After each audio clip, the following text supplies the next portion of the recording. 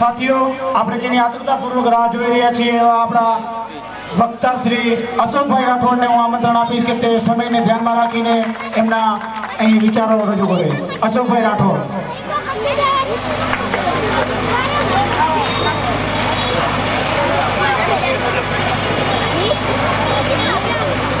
જય ભીમ. જય ભીમ. हाँ है खबर पड़ी बीजा के आलिया मालिया रूपा टिपालिया टालिया ने आपणी हाँ तो सर्वप्रथम तो मंच पर बैठा तमाम समाजना आगेवानों ने आप सब आटली मोटी संख्या એટલા માટે કે આપણે લગભગ દર વર્ષે હોય છે એટલી જ સંખ્યા હતી કે સંખ્યામાં ઘટાડો નહોતો પણ એક આપણી મજબૂતાઈની વાત એક બીજી કહું કે આવે સંખ્યામાં આપણા જ સંગઠનના આપણા જ મારફતે 5 કાર્યક્રમો આજની તારીખમાં આજના સમયે રાપર તાલુકામાં છે. એટલે હવે ફરી વળ્યા છીએ. આખો તાલુકો ખાલી વિસ્તાર કરવાનો બાકી હતો, એ થઈ ગયો છે. તો વિશ્વરત્ન મહામાનવ ડૉક્ટર બાબા સાહેબ ભીમરાવ આંબેડકરની 128મી જન્મજયંતિની આપ સર્વેને સૌપ્રથમ તો શુભકામનાઓ. સાથીઓ, આપણે ડૉક્ટર બાબા સાહેબ આંબેડકરની જન્મજયંતિ દર વર્ષે ઉજવતા હોઈએ છીએ અને દર વર્ષે મોટી સંખ્યામાં આપણે આવતા હોઈએ છીએ. રેલીમાં થોડીક વધારે સંખ્યા હોય, સભામાં થોડાક ડાઉન થઈ જાય અને દર વખતે આપણો કાર્યક્રમ ખતમ કરી અને જિલ્લા લેવલનો કાર્યક્રમ જે હોય છે માનનીય વામન મેશ્રામ સાહેબની અધ્યક્ષતામાં આ વખતે એ કાર્યક્રમ પહેલાં તો નખત્રાણામાં છે એટલે જવાનું થોડુંક લાંબુ છે તો આપણી સભામાં જલ્દી પૂરી કરવી પડશે અને આપ બધા અહીંયા જેટલા બેઠા છો એટલાની બધાની વાહનોની વ્યવસ્થા છે. સૌપ્રથમ તો દેવજીભાઈ મહેશ્વરીને તાળીઓથી વધાવી લઈએ કે છેલ્લા 4-5 વર્ષથી એમના ખર્ચે આપણાને વાહનની વ્યવસ્થા ઊભી કરી દે છે. આ પણ એક મોટું યોગદાન છે સમાજની અંદર. ખાલી વાતો નહીં પણ યોગદાન ખરેખર એવા દેવજીભાઈ મહેશ્વરી ખરેખર સન્માનજનક આપણા માટે કહેવાય. તો સાથીઓ, આપણે દર વખતે જે 14 એપ્રિલની રેલી કરી અને સભા કરતા હોઈએ છીએ, દર વખતે આપણે જે સંગઠનોના આખા વર્ષની કામગીરી આ જગ્યા ઉપર ગણાવતા હોઈએ છીએ.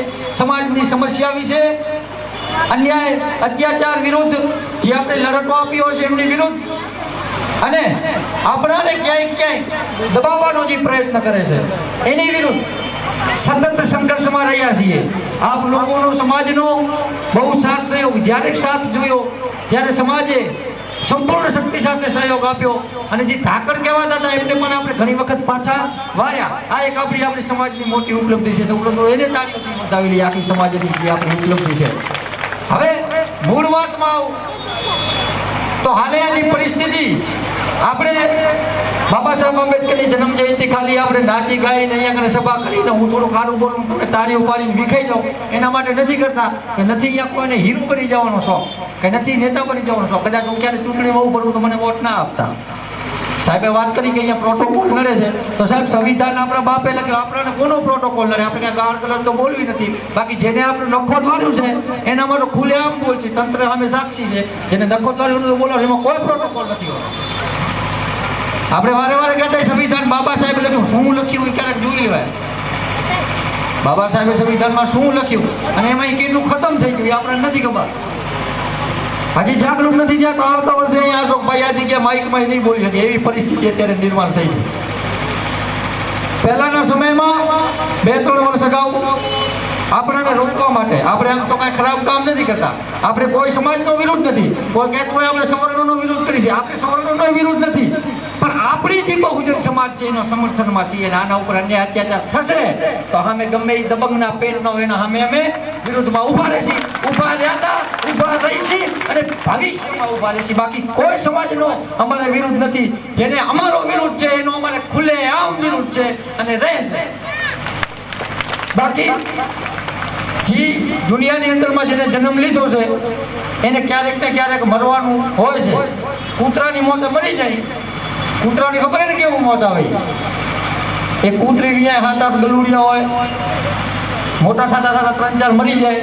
હોળી ના જ હોય એના પહેલા 1-2 વધે એ વાહમાં રાતના મોકલતું હોય, કોક નવું માણસ હોય એને ભો હોય કોક સારા કપડાં પહેરીને ચશ્મા બસમાં પહેરીને જાય એવાને ભોવા જાય. હું જાઉં ત્યારે મને ભોવા કેટલા અંદર ખાને ખબર નથી પડતી. એટલે આવા કૂતરા હોય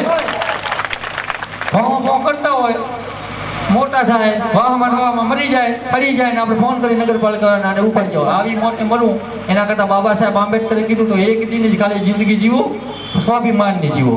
તો સમાજને છેલ્લા 5 વર્ષથી સ્વાભિમાનની જિંદગી જીવવા માટે સતત દિવસ રાત અમે કામ કર્યું છે અને આવતા સમયમાં કરતા રહીશું. એની તમે બધા રિઝલ્ટે જોયું હશે કે આજથી 4-5 વર્ષ પહેલા શું પરિસ્થિતિ હતી ને આજની પરિસ્થિતિ જુઓ. આપણાને કહે છે કે તમે વિરોધી છો. હવે ઉનાની અંદરમાં આપણા ભાઈઓને મારવામાં આવ્યો, આપણે કહીએ કે આ લોકો દ્વારા મારવામાં આવ્યો કે તમે દેશદ્રોહી. અરે આરામ બોલો, અમારે તમારી પાસેથી કોઈ દેશભક્તિના સર્ટિફિકેટો લેવાની જરૂર નથી. અને અમારી દેશભક્તિ કાંઈ તમારા જેવી દેશભક્તિ નથી સત્તાની પ્રાપ્તિ માટે.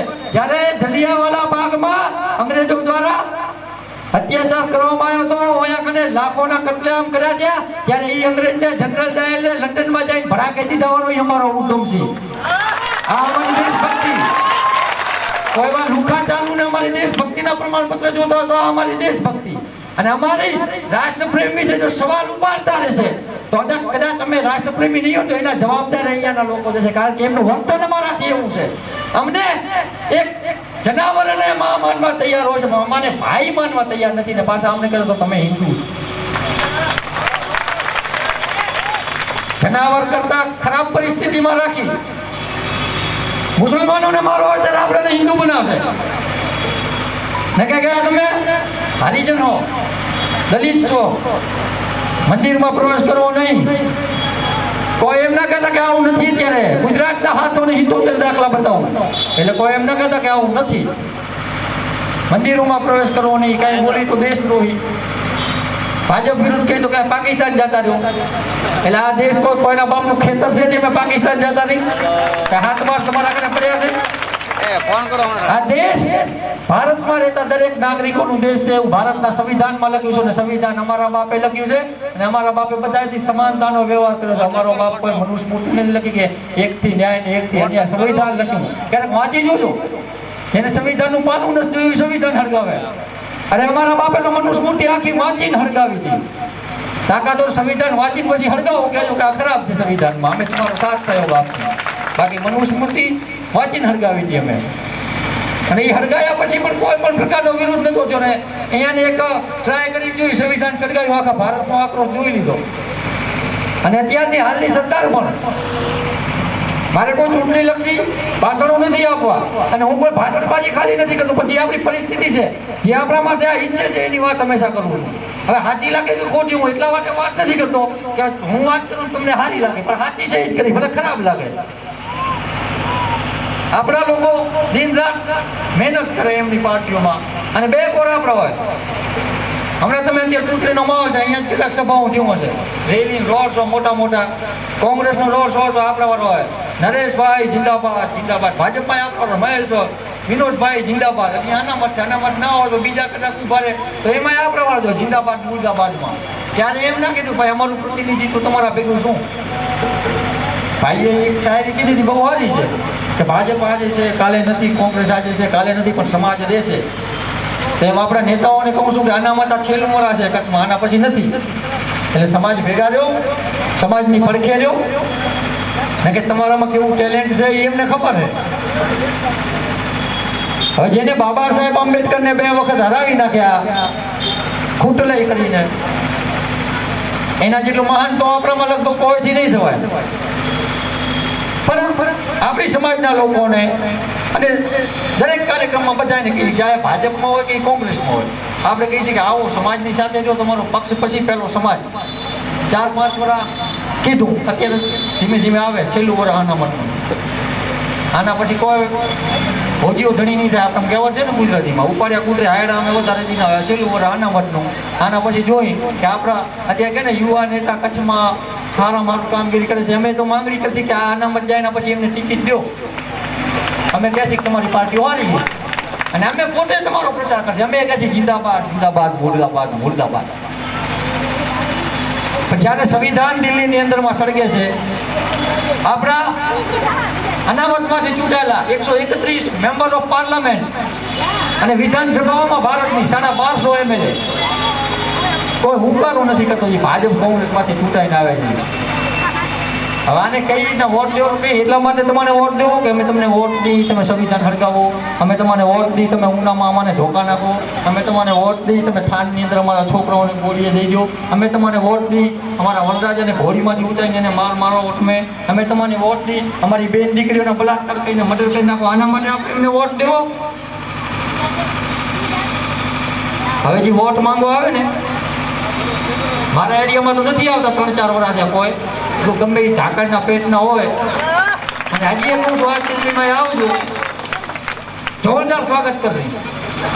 એટલે તમારા એરિયામાં આવો માહોલ બનાવો. અને આપણે દલિત નહીં પણ હવે પલિત થવું પડશે. અહીંયા આપણે એ ના ભૂલવું પડે કે ભીમા કોટે ગામની અંદરમાં 28,500 ભગાતા. આજે વિજય સ્તંભ ઊભો આપણું પ્રતીક છે, આપણું સ્વાભિમાનનું પ્રતીક છે. આપણામાં તાકાત નથી એવું નથી, ખાલી આપણે માનસિક ગુલામો છે. એકવાર માનસિક ગુલામીમાંથી નીકળી જશે ને તો પહેલા 500 પ્લસ 28,000 હતા, અત્યારે તો આપણે કરોડો થઈ ગયા છે. સામે એટલા છે. કોઈ સમાજનો કે જાતિ વિશેષનો વિરોધ નથી, પણ જે અત્યાચાર કર્યા વાળા છે અમારી સમાજ માટે, અને ક્યાંય પણ જગ્યાએ છેલ્લા 2 વર્ષથી અહીંયાની પરિસ્થિતિ જોતા આવ્યા છીએ. કોઈ સમાજ ઉપર અન્યાય અત્યાચારનો મુદ્દો થયો, પોલીસ સ્ટેશને તમે જાઓ ને, પોલીસ સ્ટેશને ક્યારે જાઓ તમારી ફરિયાદ નહીં લે એક વાર, ફરિયાદ ના લે, લાવે અહીંયા અમારા કાર્યાલય, અશોકભાઈ ક્યાં હે, સુંદરભાઈ ક્યાં હે, માધવભાઈ ક્યાં હે, દેવીભાઈ ક્યાં આવે. શું થયું? અહીંયા આગળ હું જાતો હતો, મારા ખેતરે વચ્ચેથી આવ્યો, ફરી આવ્યો, કાંઈ ને કાંઈ મને ગારું બોલી, જાતિ મને કરી, શું હતું શું મારા અમે પૈસા માંગો તે દઈ દીધા, એના કરતાં ડબલ દીધા, વ્યાજ એ નોખું તો કેમ માર્યો તને? બસ દારૂ પીધેલો હતો. આવા આપણો વાળો એ દારૂ પીધેલો હતો, એમાં આપણો માલ આપણે ખાવી. એ આવે એ લઈને પોલીસ સ્ટેશન જાય, સાહેબ આમ બનાવ તમે ખોટા છો, તમે તો માહોલ ગરમ કર્યા વાળા. તો હવે તંત્ર અહીંયા સાંભળતું તો એમને કહી દીધું અમે માહોલ જ ગરમ કરતા હોઈએ, તો હવે અમારી સમાજ ઉપર ક્યાંય પણ અત્યાચાર થયો તો પોલીસ સ્ટેશને નહીં આવી, એમ્બ્યુલન્સને ફોન કરીને એમને લઈ જજો જે અત્યાચાર કર્યા વાળા. અને આ બધા કરતો જામીન આપણે થઈ જાય, પાછી નથી આવતી. તમારી ઉપર કોઈ અટેક કરે, સંવિધાન તમને છૂટ આપે છે આત્મરક્ષાની, આત્મરક્ષા કરજો. અને આત્મરક્ષા કરવા માટે લાયસન્સ વાળી લેવી પડે તો લઈ લેજો. બાકી આપણું સરકારમાં કોઈ સાંભળવાનું નથી, તંત્રમાં કોઈ સાંભળવાનું નથી. આપણે રેલી ઉગાડશી તો એમને કયા નથી ફરક પડવાનો, લાખોની ગાંઠો, કરોડોની ગાંઠો. કોઈ સમાજનો વોટની એમને જરૂર નથી, કારણ કે ઈવીએમ એની પાસે માસ્ટર કી છે. આપણી તાકાત એ આપણી એકતા છે, એટલે આ એકતાને કાયમ જાળવી રાખો.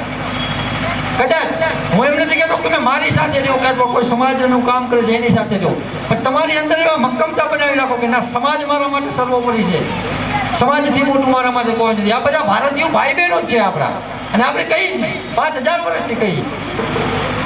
આપણાને કોઈ જનાવરને માં કહેવાનું કે તો એ કઈ નહીં, આની પૂજા કરવાની કરી રાખી. તમે હાજા રામ મંદિર બનાવું છે, હાલો બાબરી મસ્જિદ થોડા જાય, હાલો આપણે હિન્દુ છીએ. ત્યારે નથી ખબર હોતી આપણા નાણાયકોને આપણે કોણ છે. કોઈ આપણા ભાઈઓ સામે, આપણી સામે આપણા જેવો 50 વર્ગ છે એમની સામે ભરાવાનું કરે, એ આપણા સામે શું કરે? આપણા વાળાને આપણા વાળા વોટ થાય તો એને ઘરમાં જઈને મારી આપણે. હા, આપણે તાકાત પર શૂરવીરો, અને એ મારે કે દેખા ના કરાય તો વટવેડી આપણે અહીંયા જેવા છીએ. એટલે આપણા સામે આપણે શક્તિ પ્રદર્શન પૂરા કરીએ, જ્યાં કરવાનો હોય હું નથી કરતા. અને એવા જે શક્તિ પ્રદર્શન વાળા જેટલા યુવાનો છે અંદરો અંદર કરે, એમને કહું બીજે શક્તિ પ્રદર્શન કરીને આવો, હું 500-100 લઈને તમારા ભેગો વાળી ત્યાં કરવાનું છે. પણ ખોટી વટવડું ક્યાંય ન કરીને આવતા શું લઈએ એટલે, કારણ કે એ અત્યારે ઘણા કંટાળા થાય. કોઈને કહી કે આપણું કોઈ નામ લેતો અહીંયા કને આવજો, મારા સામું જોયું હતું બે નાક મૂકી એમ કરીને પાછા ના આવે. એટલે આપણી આ પહેલાં આપણી પરિસ્થિતિ હતી કે વાહનની અંદરમાં બેઠો હતો ને 30-40 છોરા હાંજના મજૂરી કરીને થાકી આવતા, એક જણો દારૂ પીને આવે ભરતા હું ત્યારે અહીંયા એક ના આવો પડ્યો, એ પાછો દારૂ પીધો એટલે ભેગું મરી જાય એમ હોય. અને આપણા વાળા શૂરવીરો એકે ના હોય પાછા વળતા. એ પરિસ્થિતિ એવી કરી નાખી છે કે આપણે કહેવાની જરૂર નથી પડતી કે અમે વર્તાવી તે ન હોય. આ પૂરા કાંઈ આ વિચારોની તાકાત છે. તમને હું કહું, આ કોઈ આપણી વ્યક્તિગત તાકાત નથી. કે હું કોઈ નેતા બેતા નથી, ગાડી બાડી નથી ભરતો, અહીંયા દેના બેંક એક ચપ્પલ મારું હોન્ડા જેવું લઈને આવું. બધા જે બેઠો હોય ને વિરોધી આમ જોતો હોય, કોક ખચકીઓમાંથી જોતા, અત્યારે જોતા છે આજુબાજુમાં ડિટેલ લેવા વાળા વધારે આવે.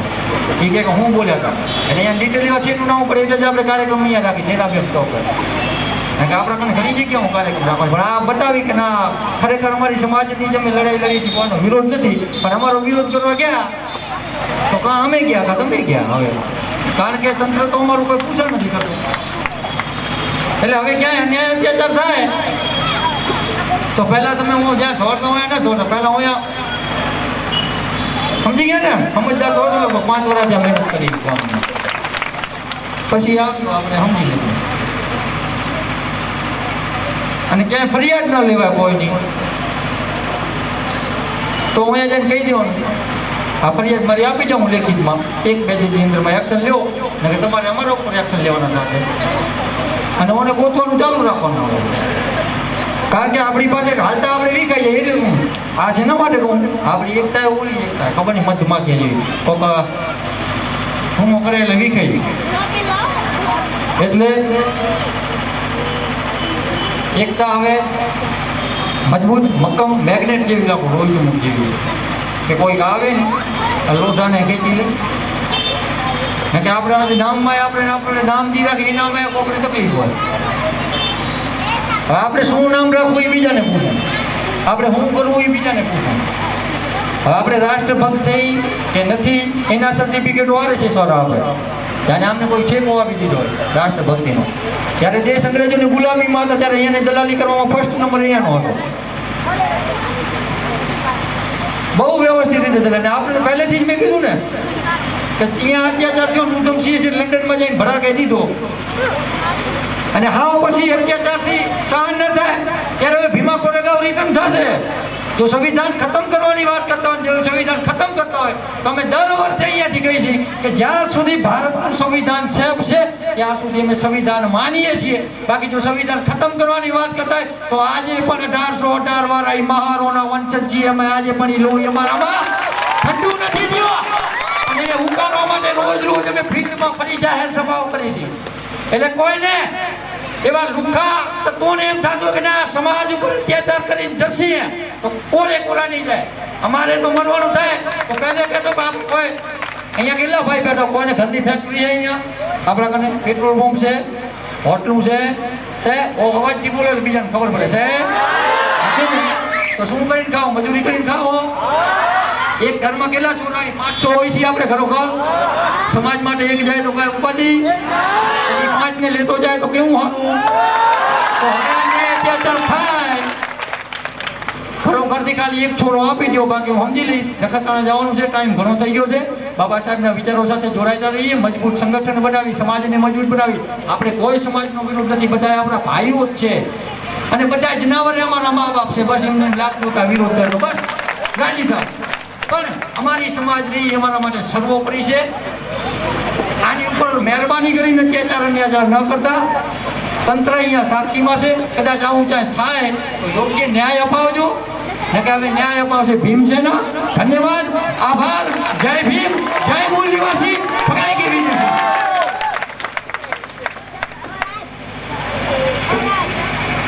આભાર અશોકભાઈ, ટાઈમ તો ઘણો લીધો પણ એમના જે વક્તવ્ય છે એને સાંભળવા માટે જ અહીંયા બધા ઉપસ્થિત રહે છે એવું મારું માનવું છે. તો સમયને ધ્યાનમાં રાખતા 2-3 વક્તવ્યો આપણા છૂટી જાય છે, પણ હવે જે આપણો આગળનો જે કાર્યક્રમ છે નખત્રાણાની અંદર એને ધ્યાનમાં રાખીને આપણે અહીંયા આભાર વિધિ બતાવીને પછી આપણે કાર્યક્રમ અહીંયા પૂર્ણ કરશું. તો આભાર વિધિમાં શ્રી સોલંકી સાહેબ, પૂર્વ મામલતદાર સાહેબ શ્રી ફોન કરો ભાઈ.